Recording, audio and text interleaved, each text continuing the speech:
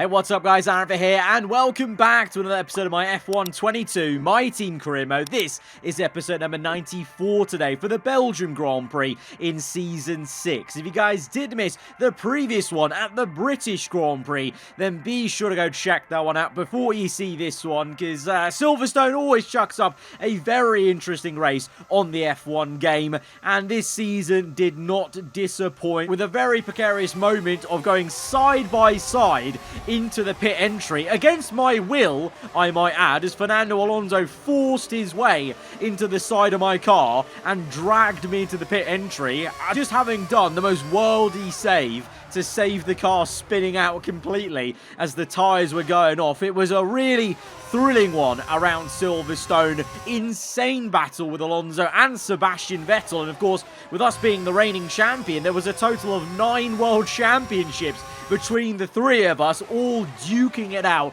around Silverstone. But at that circuit, it was Audi's day in the sun as Lando Norris took his very first race win for Audi Sport with a 1-2 there. And if you watch that video, unfortunately, with 4 laps to go, we were so close from the end, we suffered another classic Ferrari issue and an engine failure. This time it was on the control electronics actually, so I'm actually somehow a bit happy that it wasn't the internal combustion engine, which is kind of how you know I'm in prime Ferrari territory, that I'm happy it wasn't a certain component, but it was still a different component that failed. And to kick us whilst we're down, we discovered that actually in the remaining 4 laps, Verstappen's Ferrari also gave out, so that was a double DNF for the team. We just about still lead the Constructors' Championship. Alonso only gained 1 point on us in the championship and still leads the way, but because he had a very difficult race actually with some damage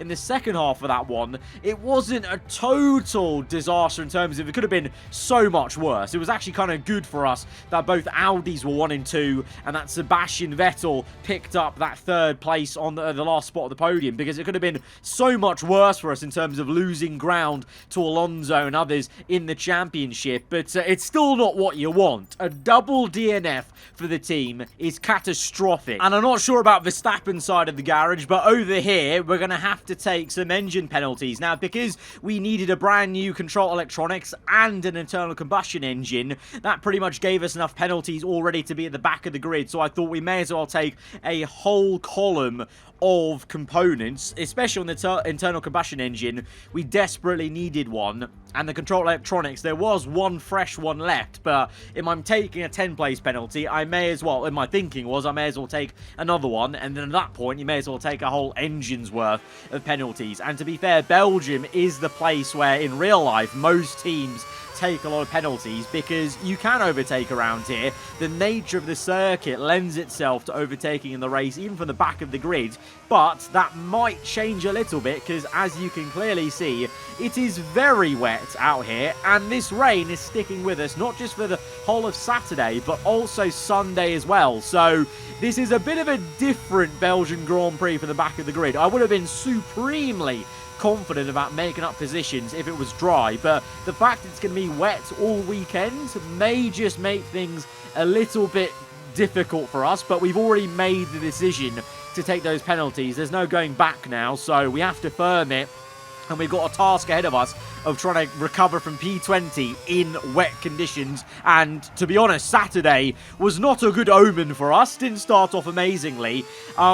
Nearly putting it in the wall on our first flying lap. To be honest, there's no point us even really doing that many laps, because we know we're going to be at the back of the grid, but I wanted to try and just suss out the pace of this car in the wet and see if my setup was pretty decent. I think we've done quite well in terms of the second sector. We've got quite a bit of pace in the tank. I've put the wings a little bit higher than I might usually do. That might give us a disadvantage in a straight line, but in the corners in Sector 2, I'm hoping that's going to give us dividends in the race. But as you can see, both times on both my flying laps, I made mistakes, and the car was a bit unsettled, and so that kind of completely throws everything I just said out the window about being good in the corners, because the tyres were acting very funny. We found out in Silverstone in the wet that, unlike in Austria, for whatever reason, Silverstone, maybe higher downforce corners, this Ferrari wasn't actually very good in the wet, and it seems that's carried over and isn't that great here around Spa. On Austria, it was okay because you don't have that many high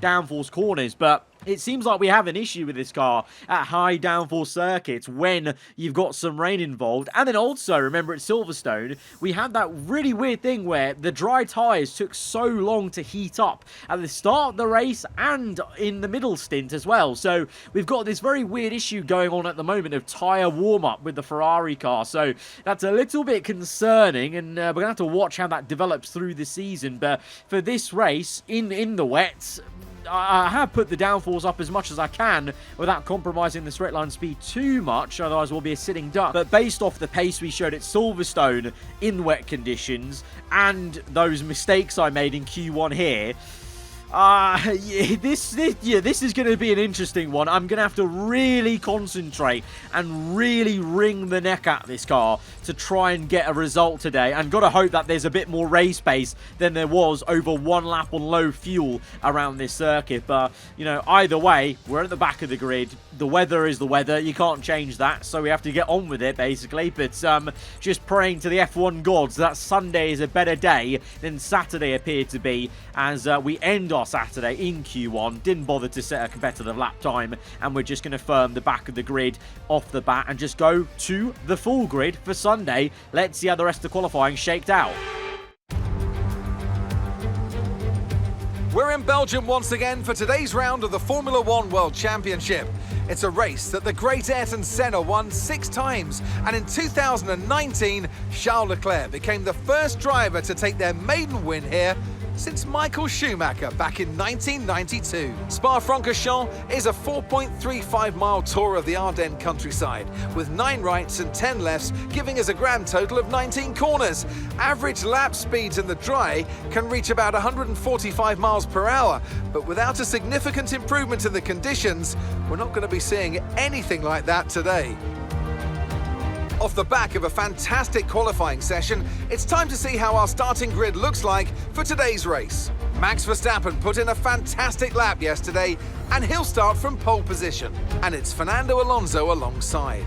Moving on to the rest of the grid, we have Mick Schumacher, Vettel, George Russell and Drugovich, Norris, Gasly, Bottas and Kevin Magnussen, Sainz, Hülkenberg, Charles Leclerc. They'll be starting further back after an earlier grid penalty. And Schwartzman, Oscar Piastri, Perez, Alex Albon and Yuki Tsunoda, Liam Lawson, Ricciardo, Ocon and the owner driver. Which of these talented drivers will come out on top today? So Verstappen on pole position. We've got the 2 most important positions on this starting grid. First place and last place. Well, at least that's what I'm telling myself. But Verstappen on pole, showing that maybe the car came towards him in those intermediate conditions. So maybe there's hope for us, actually, that there is some proper pace in this car, actually, in these conditions. But Alonso on the front row with him, so that's going to be a worry for not only myself, but everyone, really, as the championship leader in good position to maybe score some good points today. But aarava Archer Racing, both cars, Vettel and Drugovich up there as well. Mick Schumacher did amazingly in the Williams to be there in 3rd place. So Mick pulling on his dad's skills a little bit here around Spa in the wet. You love to see it. But for us, from the back, the work, first of all, is trying to get past as many cars as we can before we even think about that top 5 realm. And it's going to be a challenge, even if the Ferrari is on pace. As you can clearly tell, it is very wet now on Sunday. Full wet tyres. I would probably say this is almost bordering on monsoon conditions because there's so much spray coming off these cars and the actual mist and haze on the camera on the T-cam position. So this is going to be a very tricky one. We're going to have to just take it easy, make sure there's no hasty bit of contact, etc. It's going to be a bit of survival as well in terms of the visibility, and we got to hope the rain maybe slows up a little bit, which it will do in this race apparently, according to the 4 car, so we'll see if we can maybe gain more positions later on in the Grand Prix, perhaps. But following a double DNF for Ferrari, back of the grid, this could be a defining race in the season for us as we go to 5 red lights to the Belgian Grand Prix at the halfway point of Season 6. It's a good getaway for us versus Ocon. A lot of spray coming off the cars ahead and a double lock-up for us as we only narrowly just stopped the car going to the back of Alexander Albon, who now finds himself in a very dicey 3-wide moment with Piastri and Schwartzman. Who's going to blink first as they barrel towards Rouge? Bit of contact between Schwartzman and Piastri. We've threaded it through to overtake Perez and end up side by side, neck and neck with Albon, but in a straight line. The Red Bull Ford has us in a straight line, so maybe that compromise on the front wing was maybe a bit too much perhaps, but we're going to go back down the inside of Albon to actually finally get that move. We're going to chop him off at the next apex and get up into P16, so that's a little bit concerning. Maybe we won't have great straight line speed this entire race, but these higher wings do mean that in the corners, you can see I'm able to brake a little bit later than other cars and able to try and dance the car around the corners a bit quicker than others. But you can see, oh my days, massive snap of oversteer. You can see how treacherous this race is going to be, so make no mistakes. Even though we're going to try our best not to make too many errors, every single corner could be a spin, rear end flick out. It's going to be a challenging one today, but here's a replay from the start because there was some heroics for Mick Schumacher into turn 1. He's going to get down the inside of both Verstappen and Alonso. Verstappen's too busy trying to squeeze out Fernando Alonso, and Mick Schumacher leads the Belgian Grand Prix. Amazing stuff. Didn't catch any of this, of course, because we were so far back, but Schumacher leads in Spa. Verstappen in second. Alonso's down to P4. Sebastian Vettel in third place in the aarava Archer Racing car. It's going to be nearly 3 abreast, and Vettel charges down the inside of not only Verstappen but also trying to get his protege almost, Mick Schumacher, and he does. He gives him a schooling here in the wet, and Sebastian Vettel is up into P1 now. Schumacher in second, and Felipe Drugovich has just slipped into third place. He actually tried to take second place away from young Mick, but Drugovich has to slot in behind, so that race lead and top 3 positions changed so many times that opening lap. It went from Verstappen Alonso to Schumacher Verstappen, and then it ended up with being Vettel, Schumacher and Drugovich. Insane stuff. But now we're back to the live racing action on the end of lap 1, and Schwartzman may be coming into the pits because you remember that contact he made with Piastri. I suspect he actually had a bit of front wing damage, so the Repsol Haas is into the pits. We get 1 free position, but clearly struggling a little bit at the moment to get a rhythm in these wet conditions, as we had a huge tank slapper at the bus stop chicane trying to desperately cling on to Hulkenberg versus Leclerc. They were side by side in bus stop, but now we're going to finally catch up to Hulkenberg, get it in a rhythm. We've pulled away from Piastri, so maybe now things are starting to click for us. We're finding more confidence in the car, and we're going to shoot one down the inside at turn 1 to easily get Hulkenberg caught napping a little bit. You know, in these conditions, you know, the spray coming at your visor as well, it's difficult to really assess where the cars around you are, so just caught Hulkenberg out really. And as I said, as we go on lap after lap, corner after corner, we're gaining that confidence in these conditions, but Hulkenberg comes right back at us, and my God, how quick is that Aston in a straight line in these conditions? Just kind of shows more so how high I've put the rear and front wing. So, to be honest, that might be a problem. If this race does actually clear up and it's dries at the end of this race, we might be a sitting duck in a straight line every lap. So we actually need to almost make the most of these conditions, especially in Sector 2, where I am so much quicker than every car. But in Sector 1 and Sector 3, it's proving difficult. Just as you can see right here, we're closing up to Leclerc, but the second we get over the crest to the hill, Leclerc pulls away. It's only because we're dumping all the battery and we're in the slipstream that we're gaining on the Mercedes. Can we make a move? Leclerc goes defensive, but because we've got the higher downforce, we are able to brake so much later than the man from Monaco, and we get up into P12, and you can just kind of tell almost every corner, especially in Sector 2, that I've got so much more front end and rear end compared to every car. But every time we go down the Kemmel Straight, I'm looking behind me and people are catching me. Thankfully, they're not completely just doing me on the straight and then I'll have to re-overtake them. So we're just about at the kind of right balance of compromise of straight line speed and downforce. But at the moment, Vettel in P1, Schumacher second, Drugovich third, like I said, Alonso P5 chasing after Verstappen. Verstappen makes a mistake! Oh! Verstappen! Nearly made contact with Fernando Alonso. The Spaniard wrestled that car. He was determined to get that up into P4. And that was actually an insane move. That was so dangerous up the hill, but he made it work, and Alonso is up into P4 as now Magnussen spins it at a bus stop in the middle of the corner. We narrowly missed making contact with the Dane. We followed Bottas through, but surely that's going to be, a full course safety car, because that was completely blocking the circuit in the middle of it. And that just shows you how treacherous these conditions are. AI mistakes coming in. Verstappen made one up the hill. Magnussen at bus stop. Alonso had to, bloody wrestle his car just to keep it going in a straight line as he overtook Verstappen. So it is very tricky out here. And to be fair, it'll actually get even trickier as it dries out because the full wets will stop working as well. But right now we're on the restart of this safety car period, trying to desperately get temperatures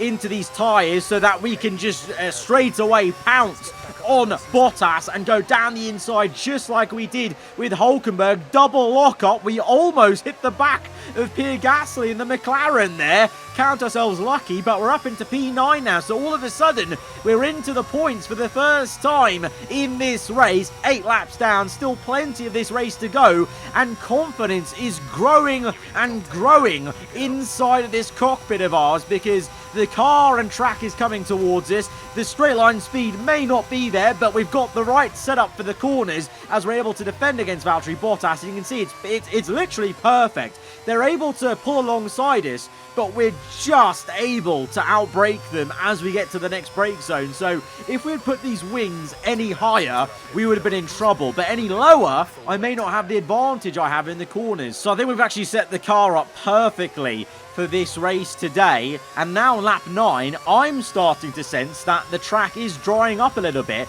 So I actually just preemptively switched my tyre onto intermediates for the pit stop on the heads-up display, just in case. And as we go on through the lap, we're catching Gasly, we're finding more and more time. And I asked my engineer about the weather report, and he says, just like he did in Silverstone, that maybe the intermediates might be just as quick as full wet tyres. And remember at Silverstone in qualifying, that was the signifier that we went as quick as anyone on inters whilst everyone else was on wet. And you can see as I'm going opposite lock about 5 different times here in Sector 2, soaring away at the steering wheel, these full wets are losing their grip. They're not clear, they don't need to clear as much water now on the circuit, and so the higher tread is just a nuisance to us, so you may as well go on to intermediate. So it's a bold call, but a bold call like this could just get us up into that top 5 frame in this race and actually fully make this comeback possible today. So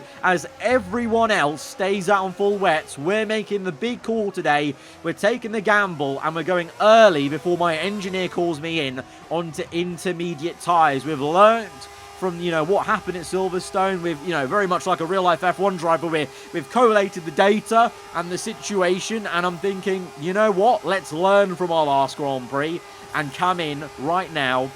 And I'm really hoping this is the right call, because otherwise I've said all of this, stuff, making myself look very clever. And if it doesn't work out, my pants are going to be pulled down. So let's see as we come out the pit lane. The grip level's not too bad, really, on the traction on inters. So now it's about getting our head down, closing up to Magnussen, who's now, well, second last place, as I am technically last place in this race. But we're going to shoot up the order because we are catching Magnussen on lap 11. Everyone else has stayed out, so they still don't think it's time for the full for the intermediate tyres, and they're still going with the full wets. But now on lap 11, this is definitely now time for intermediate because we're all over the back of Magnussen. We pretty much pushed him through on there, and we're going to go round the outside of him as we just thread the car through like a needle on the curb. Beautiful, just perfect pinpoint accuracy there for us, and it's because we've got the grip from the intermediates. Purple first sector, purple second sector. We are comfortably the fastest car on circuit, and we have completely made the right call. This is going to jump us up the order. I don't know about how many positions and how many seconds, but this is definitely going to pull us up the order because now Sebastian Vettel from the lead of this race has come in. Mick Schumacher hasn't though, so Mick, that might come back to bite you, my son. That might come back to bite you, and a few others as well, because Schwartzman stays out, as well as Ricardo. No, Ricardo's in, actually, sorry, but there are cars ahead that have not come in, as we set a purple lap time now, and we go down the inside of Schwartzman, and we're up into P12. Alonso on the top left. Look at him. He's behind us. Alonso, remember where he was. He was in P4. So we are effectively, at least minimum, in P4 in this race once everyone else makes their pit stop. Sebastian Vettel has come out only, 2 seconds ahead of us and overtakes Liam Lawson on the full wet tyres. So Vettel's going to have to comb through these cars on full wet, as am I as well. But amazing stuff. We've jumped Fernando Alonso. The hard work's not done yet though, because you saw right there the car swarming about. So even though this is the right tyre, it all resets now. Now we've got a new set of challenges on the intermediates, because the inters actually arguably are even more challenging to drive in than the full wets on this game, I find, because as the track gets drier, that's actually going to be a whole new challenge then of making sure these inters still kind of work as we now go down the inside of Tsunoda with a brilliant pass at Pouon. Very unorthodox place to make an overtake, but we've done it. And now we climb the table up into P2 maybe. Where is Schumacher going to come out? Vettel's up there down the road. There is Schumacher in the Williams. It's going to be so close. We're going to be nearly side by side. We are going to be side by side into Eau Rouge, round the outside of Mick Schumacher. We've gone wide. We are. Our rear end stepped down a little bit just at the top of the hill, and Schumacher keeping his cool as he has done this entire race to remain in P2, but we're gaining in the slipstream. We pull out for the move, and no, double lock up. We pulled out the dirty air, and as soon as we did that, it unbalanced the car, and we just broke way too late, and we almost steamed into the back of him, to be fair. We're actually quite lucky we didn't, and we're actually even more lucky that we didn't lose a position, because I could have been clean off on the runoff area. We actually kept it in the confines of the circuit, just about to stay ahead of Alonso and Drugovich, but we've now got nearly 2 seconds to Schumacher, and we have to re-engage and try and recompose ourselves. Lap 14, we're closing back up, now under a second to Schumacher nearly. Yellow flags though, behind us is someone retiring out this GP. Vettel so far out ahead, 6 seconds ahead of us, so he is loving life right now in the wet around Spa. But safety car, okay, safety car, that might help us as we close up. Gives us a few more laps of maybe the track drying up a little bit. So could we see slick tyres at the end of this race, I wonder? Potentially, but at the same time, you've got to remember, actually, maybe I spoke too soon, under a safety car, this isn't the best thing for us, because this has been very well known now. If you watched enough of this series, you'll know the AI is so overpowered at a safety car restart on inters. This is why I'm weaving about and braking so much. I'm trying to desperately get as much tyre temperature into these inters as I can, because the AI just get it perfect. And you can see on the exit, Schumacher gets us, but crucially, I get Alonso. I pull away from him, and into turn 1, we're very easy and really having to turn the car in with the steering wheel, because there's just no front end, because it takes about a lap or two, I find, to get the tyres back into a working range versus the AI. So Schumacher pulling ahead by about 6/10, you know, up the hill, having to lift off slightly. Alonso closing in behind us. 5/10 becomes nearly 4/10. Look how quick that Aston is. Oh my days. Alonso's a rocket ship in these conditions. But then we come to Sector 2, and that's where it's advantage us with our car setup. All of a sudden now, check the top left. We're in the last couple of laps of this Grand Prix, but this track is drying. Is it time for the dry tyres at the very end of the race? I don't know. It's still wet enough for the Inters to work, and because we've only got now, once we finish this lap, we've only got 3 laps left of this Grand Prix, I think all of us may just firm this and go to the end, because also remember, because these Inters, we've had them for about 10 laps or so, they're actually going to start wearing enough that they become their own dry tyre. Remember, Turkey in real life, the Inter SLICKS, it's a thing in the game as well. You'll actually notice the tread has started to wear away, and these become their own kind of unique set of slick tyres that are actually intermediate compounds. So this is going to really be unknown territory for everyone as we're now once again closing up to Schumacher. We don't lock up in this corner this time round. We're getting so close to him. We have the front end of the car with us, but we go a bit wide, and the car nearly veers off. I think we dipped a tyre into the gravel, and we make another small mistake in this Grand Prix, just constantly reminding you how treacherous the conditions are still, because although the grip is coming, the track's getting quicker, it's still a bit damp out there, and on Inter SLICKS, a mistake is very easy to make. But we now go on to the last lap of the Grand Prix. Sebastian Vettel has been dominating this entire race. There's something about Spa and Sebastian Vettel in this game. He just bloody loves it. He loves it, and he's dominated this one. 4 seconds ahead. Schumacher within 1 second on the last lap. We're going to have DRS now, which is activated on this lap. So if there were a couple more laps in this race left, it would have actually been time for SLICKS, but we're on the last lap on Inters, and we're using Schumacher to pull us along and actually get us away from Fernando Alonso, because that Aston, if I didn't have DRS off Schumacher, that Aston would be flying past me.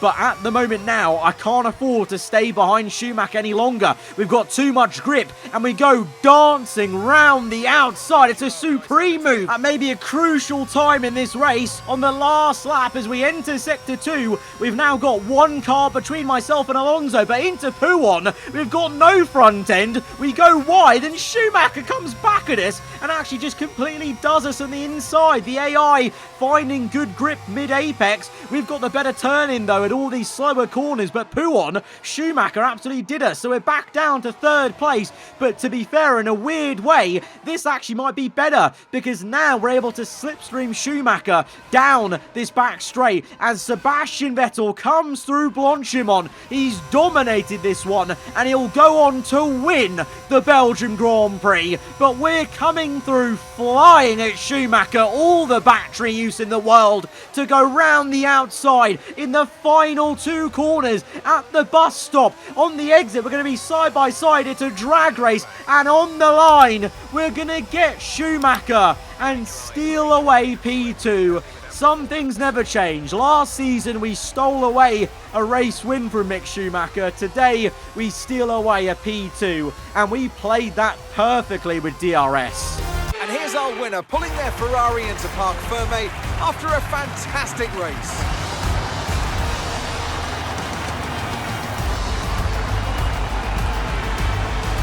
Tell me, Ant, how do you think they were able to deliver such an incredible result today? Well, they certainly stood out as a driver with tons of confidence on the track.